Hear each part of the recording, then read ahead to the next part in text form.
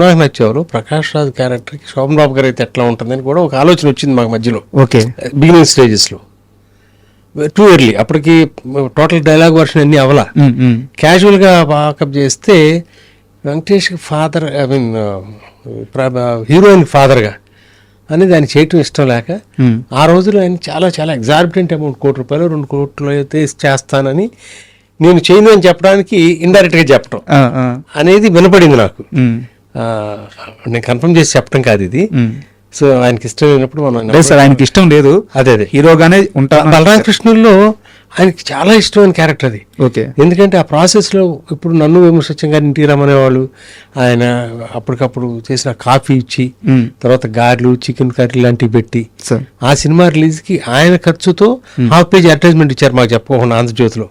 శోభన్ బాబు గారు అంటే డబ్బుల దగ్గర చాలా జాగ్రత్తగా ఉంటారు, అట్లాంటివన్నీ వినబడతాయి అవును బయట. ఆ రోజులోనే ₹37,000 అంత 37,500 అనుకుంటా నాకు గుర్తుండి. అంటే అంతగా ఇష్టపడ్డారు ఆ సినిమాని, ఆ క్యారెక్టర్ని.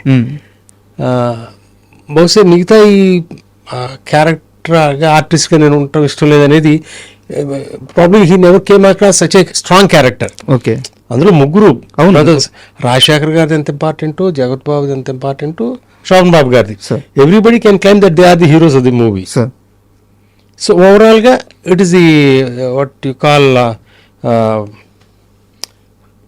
There are 3 artist in that, 3 heroes in that.